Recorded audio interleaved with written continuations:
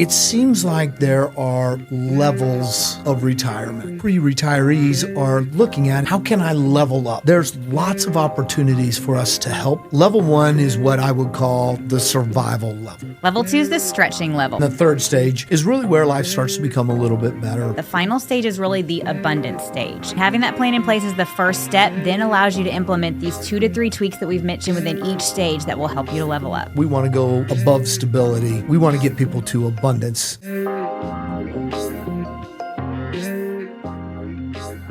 of the things that I've noticed in conversations with different people, and we've talked about this, and over the last 20 years of going through and helping hundreds of people go through to successfully retire, it seems like there are levels of retirement, right? And the thing that people who are pre-retirees are looking at is that, how can I level up, right? Because just a little bit more or to be able to do just a little bit more might add a little bit more enjoyment. And I think that there's lots of opportunities for us to help people. And let's talk about some of those strategies about how you level up. Absolutely. Level 1 is what I would call the survival level, right?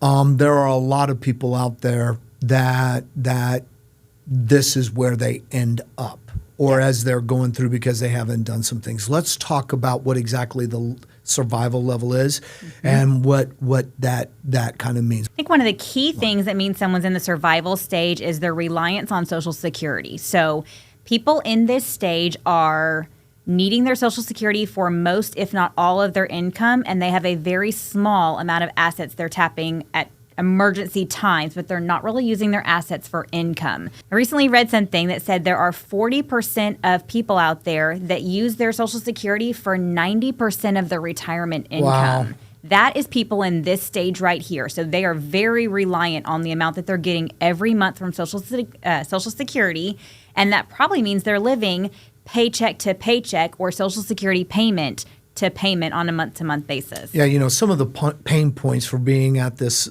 level, the survival stage or level, if you will, is, that living paycheck to paycheck, like what you talked about. But the thing that really creates a lot of anxiety is healthcare costs. And over the last 24 months, a lot of pain around inflation. Those are things that you can't control. Social Security adjusts once a year. Yep. And you've got to, and then there's not that discretionary spending. Yep. So there's some things you can do to start to level up, right? So one of the things you can do is you can focus on getting that debt paid down so that demand is a lot less. So you haven't retired yet. You're in this kind of window where you're getting close. Get focused on getting that expensive debt paid down. The other thing you got to think about is understanding when is the right time to collect Social Security. Just because you turn 62 does not mean you should start collecting Social Security. Absolutely. Right? Because full retirement age may or may not be the time for you to actually retire. Your full retirement age, which is almost 67 now, may not be the time that you want to start to collect it because it goes up by 8% per year. I say we've had conversations too where clients have told us they've always assumed full retirement age is the age that they should be collecting. So just because you reach full retirement age, whether you're working or not, doesn't mean you turn on Social Security. So it would be a conversation and a planning conversation to look at whether the assets can be used to bridge that number of years until you collect at the delayed age 70. Yeah, the one thing also that I think is vitally important when you're going through, especially if you're at this survival level or survival stage, is understanding truly what your costs are. Our experience is that retirees generally underestimate what it costs by 15 to 20%. Yep. That can be significant. Especially in those first 5 years. We often talk about the first 5 years of retirement being those go, go, go years where you're spending more, you're going to see grandkids, you're doing all the travel. Having a good understanding around what you're actually going to spend once you retire, especially in those first 5 years, is really important. And so a solution is you're looking down the tracks and you see a light coming and you're pretty certain it's not a train and you know that you're in the survival. One of the things you can do is very, very simple. Just increase your savings, even $200 a month between now and the time that you get there can make a world of difference. You get that debt paid down, add a little bit to savings, have a disciplined plan. Yep. And we've said this before in other podcasts, treat yourself like a bill.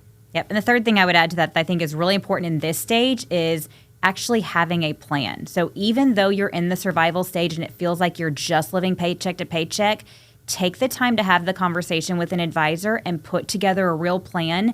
It may not be as hard as you think to go to this next level that we're about to talk about, but start by having a plan and figure out where are you right now so we can talk about how to get you to the next level. Right.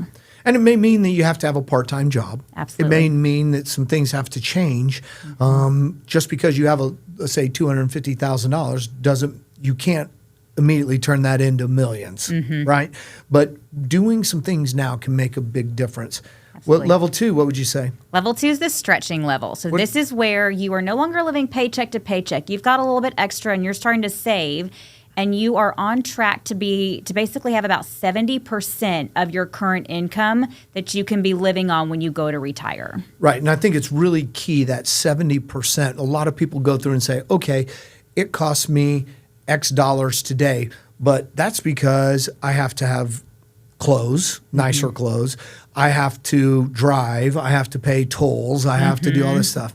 And they think that, okay, I'm going to push a retirement button and all that's going away. Yep. That's just simply not the case. A 70% number, you're kind of stretching it right there, right? Absolutely. What's going to end up being affected by that is lifestyle. It may mean that you're not on vacations. It may mean that some of your hobbies you're not able to do to the extent that you want to. It may mean that you have to downsize or do something that's not really what you want to do. Yep. So there's some continuing things from the first stage that move into this stage too. Often we still see that people have debt, so bigger debts like a mortgage or possibly even student debt if they've been carrying it for a long time. But some of those bigger payments we're probably still paying down. We're getting closer to having those paid off, but those are still an issue that we need to be addressing, our very high interest rate debts and getting these all the way down to zero. Right. And I think that it's at that point when you're in the stretching phase, depending on your lifestyle and depending on what you're wanting to go through to do, right? I think that it makes sense to understand what a possible trade-off would be. That could be work 3 more years. That could make all the difference in the world. Now, sitting here today, 3 years from now seems like an eternity, right?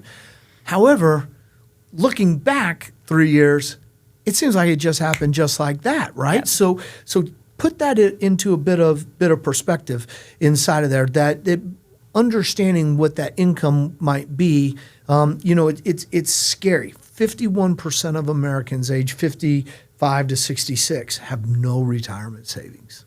That is the scariest That means stat they're I've heard trapped in a while. in the survival stage, right? So if you're one of those people in the survival stage wanting to get here, it's going to be about taking care of debt, saving more. Now's your opportunity, and understand what your trade-off is, understanding what your budget and where things are.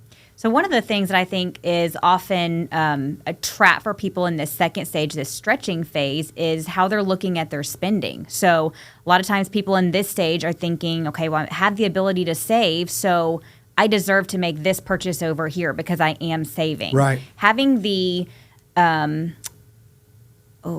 having the clarity to be able to make a smart decision of separating the I deserve it versus can I really afford this, or the foresight of what will this do to my future if I make this big purchase. Having the clarity around those 3 questions and making the right decision is what's going to keep someone in this second stage versus leveling up to the third stage. Yeah, and the third stage is really where life starts to become a little bit better, right? That's kind of the stability stage. Yep. Right? That's where you have your reserves, your relatively low debt, your assets are significant. You have Social Security that you're using wisely. You have multiple income streams, right? You've gone through and employed what we call the dynamic age approach, but you have an income strategy for those investments. How do you talk a little bit about how you go through to, if you're in the stability stage, what should you be thinking about of setting up that income and evaluating what whether or not you've taken everything into account. Yeah, there's a couple things here. So you hit on one of them. Our dynamic age approach absolutely is key in this stage of making sure that you have your bucket set aside, your boxes to fund your different lifestyles, or your different needs. But one thing that we often hear, and we've talked about this in a previous podcast before, but a lot of people in this stability stage, when they're looking at their assets, one thing that they are viewing is they're typically looking at their assets thinking, okay, if my lifestyle is X, as long as I take out 4% or less of my assets, I'm going to be just fine. That mindset is what's going to keep somebody in this stage or possibly even fall back a stage versus leveling up. I know we've talked a lot in the past on previous podcast episodes about the fallacies of the 4% rule, but I think it's important to review those again now of why that just doesn't hold up and work over time. So what are the fallacies? I think the biggest one is it doesn't take into account inflation, and it assumes that people have the ability to adjust their lifestyle based on what's happening in the market. So what I mean by that is, if someone has a portfolio of, let's say, $1 million, under the 4% rule, we're saying that they can live on $40,000 a year. Okay, well, we see a 10% pullback in the market, so now their portfolio is worth $900,000. Well, now we're saying in order to stay within that 4% rule, that next year they can't take out $40,000 a year to live on. Now they're only taking out $36,000 a year to live on. Right. That assumes that people can and will be disciplined enough to adjust their lifestyle year by year based on what their assets are doing. And that's just not accurate to what we see. And it leads to failure. Absolutely. And so you have to set those cash flows up the right way. Mm-hmm. You have to understand those income streams, meaning that you have to ensure that you know when is the right time for you to take Social Security out. You also need to be really aware of healthcare costs. And what that's going to do. We see a lot of people miss that. And I think your point is really, really, really good. You may be in the stability today. The goal is not to drop down a level, right? Because that's where stress and anxiety and things just don't feel good. You need to have a high degree of confidence that you can maintain this. That's inside there. Especially, too, on people who are retiring at a certain age. If you're retiring younger than 65, I think people often underestimate the cost of Medicare. Goes into, like you said, the healthcare costs. Understanding what Medicare is going to cost, but also what Medicare is not going to pay for, and having the proper planning to make sure that your portfolio can provide for those emergencies. Because let's face it, healthcare is a major cost in retirement for a lot of people. And in the world that we're in, healthcare is important. You have to have it, right? And so kind of some of the action steps that I would tell people in this stability stage or stability level. What I would say is, I think that the way you access the capital to create that cash flow is really important. Generally speaking, you want to first take away from taxable assets, then your traditional retirement assets, being 401ks, IRAs. Then the last place you take it from is the Roth. All right. Now, the reason why you do that is you're going to reduce your tax burden right here, and you give the tax deferred or tax-free assets longer to grow and not have tax implications that are inside there. And so, I mean, I think that becomes vital. We've already talked about how Social Security and when to do it and what the difference that can make. The whole key that I think that when we work with people who are in this, that is vital, is they feel really good. They have peace of mind, right? By going through and doing a little bit of planning, by going through and doing a little bit of analysis, by going through and doing a little bit of stress testing, and thinking about how do you access that capital? Have you properly accounted for the expenses? What that does is it gives them peace of mind and confidence.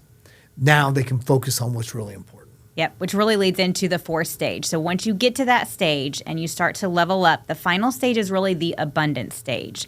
And what this looks like is your ability to be able to draw from the portfolio, continue doing all the things you want to do, and your portfolio continues to grow over time. This is where I like to think of the fun conversations really come in about the dreaming stage. You get to actually look at all the things that you might want to do and find ways to make those happen. Right. What's interesting is that people who one person may say in thinking about it, oh, they've got to be in the abundance. They're definitely in the abundance stage.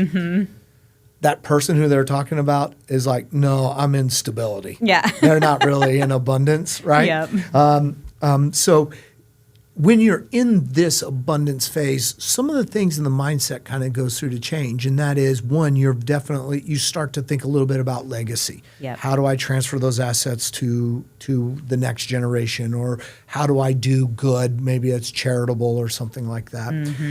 You also start to pay a lot of attention to the taxes. Absolutely. What sort of implications? I don't want to have to pay more in taxes. If I reach age 75 and my required minimum distribution bumps me up, I have to pay more for my Medicare tax. Yep. My Medicare expenses become more, right? Understanding that planning and looking at different things that are kind of inside there. What are some of the tools that, if you're looking for impact, right, that some of our clients utilize and talk about that they could look at if they're in this abundance phase? Yeah, when you say impact, I view that as, how do I make a difference in the world with what I've built and created over time? And when I think about that, a lot of things our clients are asking about are ways to fulfill their legacy and ways to give back to important things to them, whether that be charities or universities they went to or just causes that are important to them. So a lot of these conversations center around things like donor advised funds, setting up a fund that allows our clients to make those contributions to the charities that are important to them, but also giving them the tax benefit in doing this donor advised fund. How does that work? Yeah, and we've talked about donor advised funds in our previous podcast, but kind of the gist of this is basically, let's say you are used to giving $20,000 a year to a charity. By setting up a donor advised fund, what we're basically doing is taking 5 years of your normal donation amount and front loading it, putting it all into a donor advised fund in 1 year. So in this example, taking $100,000, funding the donor advised fund and taking the tax deduction all in this 1 year. Now that does make it to where years 2 through 5, you're not getting the deduction, but the reason you would do this is this allows you to offset a high year of income. So if you have a windfall coming or you have a large payout you go to retire and you have a large taxable distribution that is going to bump you up, by funding this donor advised fund, you now can offset the income in that 1 year and get the biggest bang for your buck. Yeah, and a lot of people really like that idea. No one wants to pay more taxes than they have to. This legacy and impact, a lot of times it's also on the family too. Yes, absolutely. Right? And so some of the things that make a lot of sense, that if your assets are such that you are 100% confident you're not going to outlive the assets, now it comes time to think about what's the most tax efficient way to move it over to the next generation. You have your donor advised fund and those things, but one of the things that you may want to consider doing is doing a Roth conversion, converting a portion of those retirement assets into tax-free or Roth IRA. And the reason is because those funds, as they go to grow, do two things. One is it gives you flexibility. You can access that money after it's been in there for 5 years, and there's zero tax implications. Now, you do have to pay tax up front, but the real thing is when your beneficiaries receive it, it is tax-free to them. Absolutely. And we've done a lot of planning. This is really important for people that are listening. The planning that goes into these makes so much sense when you look at the future impact to your beneficiaries. A lot of times that's people's children. Looking at the difference of passing tax-deferred assets, meaning IRA assets, to children where they have a limited time frame, 10 years, to take those funds out, and they're required to pay taxes on that, potentially bumping them up in a higher tax bracket in the years they're working, versus now we're passing these assets, same 10-year time frame to take them out, but no requirement to take them out every year. And they can take them out at the end of 10 years, growing tax-free during that time. And now that distribution is tax-free to them as well. The impact is so big to beneficiaries when we look at those conversions. 100%. So, you go and you think about this, right? My take would be is that most people who are in the abundance level or abundance stage don't feel that way. It's amazing. You talk to people with $5 million and they're like, this is all I got. I don't want it to go down. And we've got to make this grow. Like, hold on, your income is fine. You're in good shape. We can make it grow, but we don't have to take unnecessary risks. When you actually go back and look and you get comfortable and you get that clarity, like what you said about, hey, look, lifestyle that I want to live is just fine. I am completely content. I am happy. I'm doing the things I want, when I want, the way I want. You have a ton of freedom and flexibility. It really is a lot of fun to think about, okay, what's next? What do I want to do with this? Yeah. It could be experiences. It could be family. It could be charitable things to go through, to think about. Well, that's exactly. It really opens up the conversation for people to get to do all the things they want because they have that freedom of knowing that they're going to be okay, and now they can plan for others and how they will be okay as well. And I think what ends up happening, without regard to which stage you're at, it all starts with, if you have not already retired, going back and starting almost from scratch and redoing your plan, going through and stress testing that plan, going through and saying, okay, I don't want to be like most retirees and underestimate my expenses by 15 to 20%. Yeah. This is what it's going to be. Let's look at realistically, what am we going to be doing with our time? Our cost of living probably in the first 5 years is not going to go down meaningfully. Yep. So having that plan in place and understanding how that flow of money is going to work becomes vital. Well, absolutely. And having that plan in place is the first step, then allows you to implement these 2 to 3 tweaks that we've mentioned within each stage that will help you get to the next stage and help you to level up. Because the reality is that we want to move above stability. We want to move to making sure that we want to get people to abundance, right? And by the way, the dollar number all depends on what your lifestyle is. Absolutely. Well, Karen, thank you very much. I hope you enjoyed this edition of Wealth Strategies Unleashed with Concenture Wealth Management, and we'll see y'all next week. See you next time.